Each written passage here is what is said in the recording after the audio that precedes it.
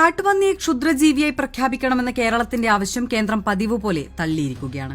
കാട്ടുപന്നികൾ മനുഷ്യജീവന് അപകടമുണ്ടാക്കുന്ന ഘട്ടത്തിൽ കൊല്ലാനുള്ള അധികാരം സംസ്ഥാനത്തിനുണ്ട്. ആ അധികാരം കേരളം പ്രയോജനപ്പെടുത്തുന്നില്ലെന്നാണ് കേന്ദ്രം പറയുന്നത്. യഥാർത്ഥത്തിൽ എന്താണ് ക്ഷുദ്രജീവി? ക്ഷുദ്രജീവി അല്ലാത്തൊരു വന്യമൃഗത്തെ കൊന്നുകഴിഞ്ഞാൽ എന്താണ് സംഭവിക്കുക? പരിശോധിക്കാം.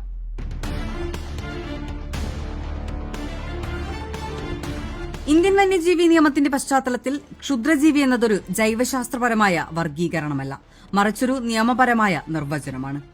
1972 വന്യജീവി സംരക്ഷണ നിയമത്തിന്റെ 5ാം ഷെഡ്യൂൾ പ്രകാരമാണ് ഇന്ത്യയിലെ ക്ഷുദ്രജീവികളെ വേർതിരിച്ചിരിക്കുന്നത്. ഈ പട്ടിക പ്രകാരം കൃഷികൾ നശിപ്പിക്കുന്ന കാക്ക, വവ്വാൽ, എലി തുടങ്ങിയവയാണ് ക്ഷുദ്രജീവികളായി കണക്കാക്കുന്നത്. പട്ടികയിൽ ഉൾപ്പെട്ട ജീവികൾക്ക് നിയമപരമായ സംരക്ഷണം ഉണ്ടായിരുന്നില്ല. പട്ടികയിലുള്ള ജീവികളെ 6 കാറ്റഗറികളിലായി വേർതിരിക്കുകയും ചെയ്തിരുന്നു. ഷെഡ്യൂൾ 1, 2 കാറ്റഗറികളിലെ ജീവികൾക്ക് നിയമപരമായ പരിരക്ഷ ഉറപ്പുവരുത്തിയിരുന്നു. ഷെഡ്യൂൾ 3, 4 കാറ്റഗറികളിലെ മൃഗങ്ങൾ സംരക്ഷിത മൃഗങ്ങളാണെങ്കിലും ഇവയെ വേട്ടയാടിയാൽ ലഭിക്കുന്ന ശിക്ഷ താരതമ്യേന കുറവായിരിക്കും. ഷെഡ്യൂൾ 5ലാണ് ക്ഷുദ്രജീവികളെ കാറ്റഗറി ചെയ്തിരിക്കുന്നത്. ഇവയെ യഥേഷ്ടം വേട്ടയാടാൻ സാധിക്കും. ഷെഡ്യൂൾ 6ൽ രാജ്യത്ത് നിയന്ത്രണം ഏർപ്പെടുത്തിയ ചെടികളായിരുന്നു ഉൾപ്പെടുത്തിയിരുന്നത്. 2021 വന്ന വന്യജീവി സംരക്ഷണ ഭേദഗതി ബിൽ വഴി ഷെഡ്യൂളുകളുടെ എണ്ണത്തിൽ 6ൽ നിന്ന് 4ആയി കേന്ദ്ര സർക്കാർ കുറച്ചു. ഏറ്റവും ഉയർന്ന തലത്തിലുള്ള സംരക്ഷണം ലഭിക്കുന്ന ജീവിവർഗ്ഗങ്ങൾക്കായി 1ാം കാറ്റഗറിയും കുറഞ്ഞ സംരക്ഷണം നൽകേണ്ട 2ാം കാറ്റഗറിയുമാണ് പ്രധാനമായി ഉള്ളത്. ഇതിനു പുറമെ സസ്യങ്ങളെ 3ാം കാറ്റഗറിയുമായി വേർതിരിച്ചു.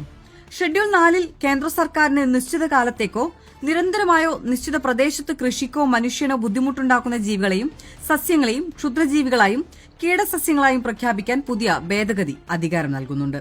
ഇത് പ്രകാരം 1ാം ഷെഡ്യൂളിൽ ഉൾപ്പെടാത്ത ഏതൊരു വന്യജീവിയെയും ഒരു നിശ്ചിത പ്രദേശത്ത് നിശ്ചിത കാലയളവിലേക്ക് ക്ഷുദ്രജീവിയായി പ്രഖ്യാപിക്കാം. ഇത് പ്രകാരമാണ് കേരളം നിരന്തരം കാർഷിക നഷ്ടമുണ്ടാക്കുന്ന കാട്ടുപന്നികളെ ക്ഷുദ്രജീവികളായി പ്രഖ്യാപിക്കാനും കുരങ്ങുകളെ ഷെഡ്യൂൾ 1ൽ നിന്നും ഷെഡ്യൂൾ 2ലേക്ക് മാറ്റാനും ആവശ്യപ്പെടുന്നത്. ഒരു ജീവിയെ ക്ഷുദ്രജീവിയായി പ്രഖ്യാപിച്ചാൽ അവയെ കൊന്നൊടുക്കാൻ സാധിക്കും.